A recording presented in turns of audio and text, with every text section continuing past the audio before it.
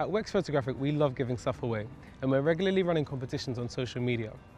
Now, submitting your best shot for a competition is one thing, but for this one, we've decided to make it a little bit more difficult. For the Wex Photographic 24-hour photo challenge, you'll need to submit 5 images from 5 different areas, all shot within the same 24-hour period. Now, the image types are as follows. You'll need to submit a portrait image, now that can be candid or posed.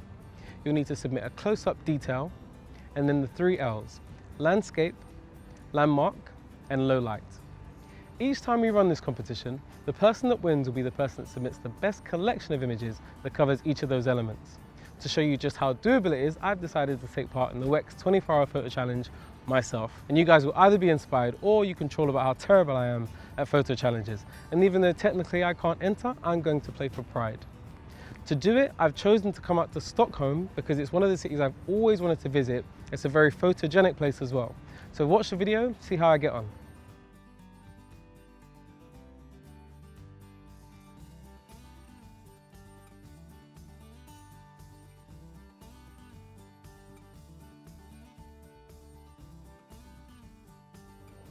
So let's begin.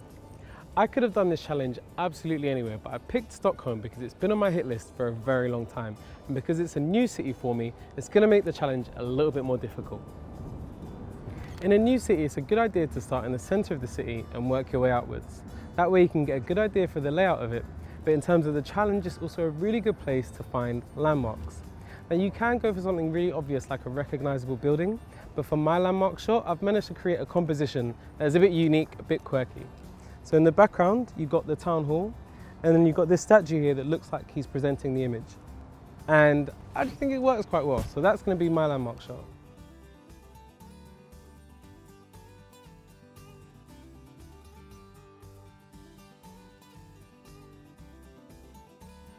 If you're out and about taking pictures by yourself, nailing the portrait section of this challenge means you're going to have to talk to some random strangers. Now, I know that might sound daunting and you're going to have to risk rejection, but it will be worth it.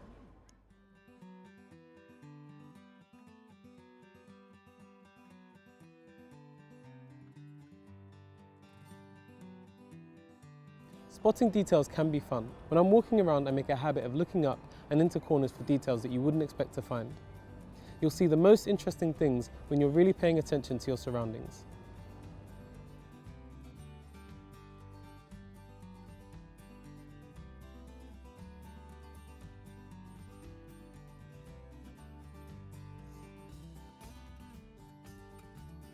In an ideal world, I'd be using a tripod to capture my landscape shot, but unfortunately, because I had to travel light, I didn't get to bring one with me.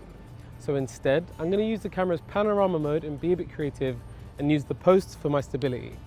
Now, it's not perfect, but I'm going to give it a go and see how I get on.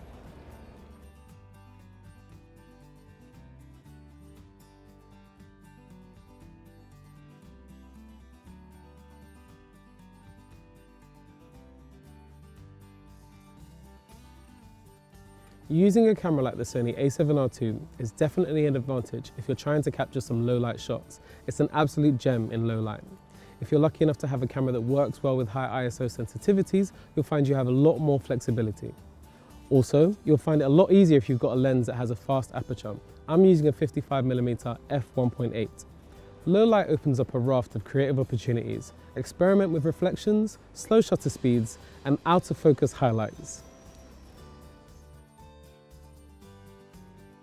Here we are at the end of my Wex 24-hour photo challenge. I can tell you it definitely is doable. Although I would say there were a couple of things that surprised me. People are a lot more open to having their portraits taken than I otherwise expected. And if you're going to do it, I would recommend using a tripod, but it can be done without.